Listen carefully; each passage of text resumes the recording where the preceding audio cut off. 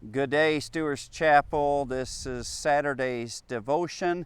Don Pierson here, Brother Don here at the church office, and Don Counts is behind the camera videoing again for us today.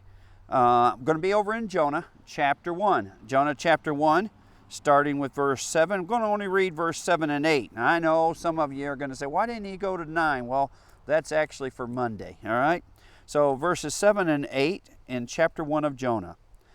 And they, that is the sailors, said to one another, Come, let us cast lots, that we may know for whose cause this trouble has come upon us. So they cast lots, and the lot fell on Jonah. Then they said to him, Please tell us, for whose cause is this trouble upon us? What is your occupation? And where do you come from? What is your country? And of what people are you? Pretty interesting scripture. The sailors immediately understood that the storm was different than any storm they had dealt with. They had already done everything that they thought was possible to try to maneuver through this storm. They've dealt with storms before. These are proven sailors. But they knew that this wasn't a normal storm. They knew this was a God storm. This wasn't just the rain that falls on the just and the unjust. This was a God storm. And they knew that because it was a God storm, that it was directly related to one individual. That reminded me of a story in the book of Joshua. Joshua had just defeated the people of Jericho, and God had given them a great victory. They marched towards the city of Ai, and there they suffered a great loss. And immediately Joshua knew that the loss, they knew that God was involved in that.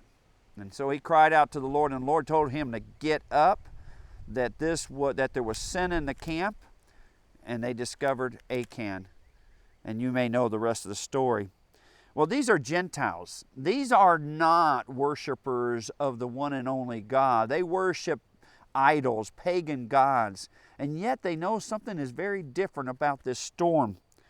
Now, Lot has been brought up from below. In other words, there's going to be nobody that's going to miss in casting of the lots. And of course, the lots single out Jonah.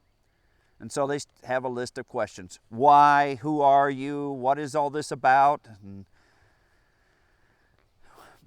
years ago, I encountered some writings by a theologian and preacher named James Boyce, Presbyterian pastor, a strong Calvinist. When I read his work on Jonah, it changed my understanding of Jonah.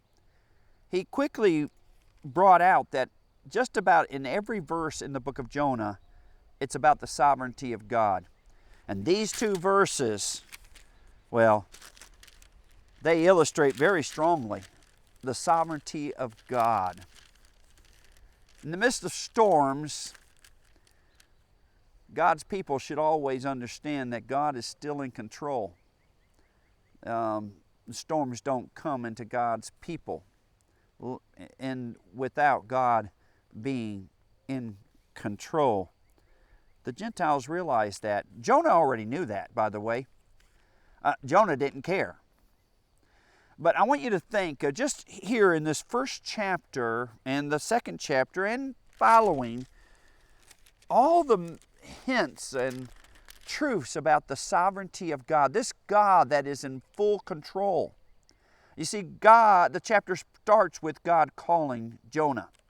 Then God sends Jonah. Now Jonah tries to run away, but God is still the one who's calling, and He is the one who is sending. He's the one who's calling and sending because He's the God who has seen what Nineveh is about. He sees where Jonah is. God sends a storm. in chapter 2, God's going to send a fish, a great fish. When it's going to be God that's going to have the fish spit Jonah out. It is going to be God that basically raises Jonah back to life after the fish spits him out. It is God that resends Jonah to Nineveh. It is going to be God who's going to send a vine to shade Jonah. It's going to be God who sends a worm who's going to eat the vine. It's going to be God who's going to directly challenge Jonah. I'm afraid that sometimes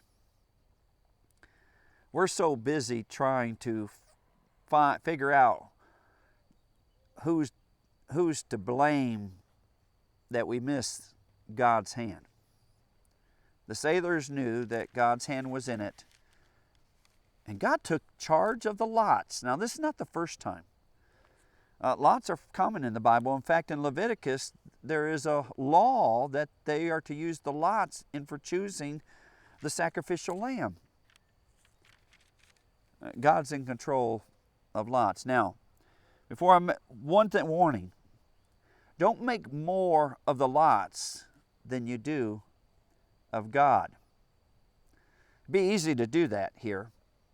I think people have a tendency to do that, to make more of the casting of lots than of God. That would be a mistake. Don't make more of the means than of the one who's behind the means. The other thing I want to leave you with, and I know this devotion is a little bit longer than the other ones, I want to leave this with you, is that there's no shame with Jonah. There's no shame. In the Old Testament prophets, the greater prophets, the major prophets, one of the phrases that has always caught my attention is one of the prophets will declare, they no longer blush. They no longer blush. That is a strong rebuke and a sad testimony to a people when they no longer blush. Now, he's talking about God's people. It's a sad state when God's people no longer blush, when there's no longer shame. Jonah is very much aware that he's in a state of rebellion, but he doesn't blush, and there's no shame. He answers the questions of the sailors directly.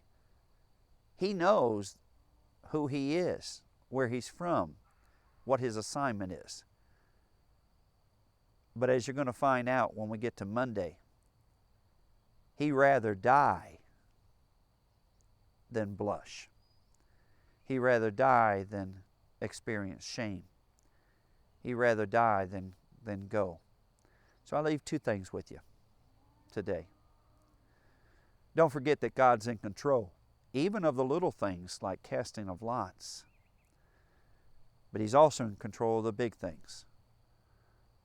The storms, the ships, the great fish. And the other thing is, do you still blush? If not, have you become so emboldened, so hard, that really you're still where you're not supposed to be? Love you, Stewart Chapel.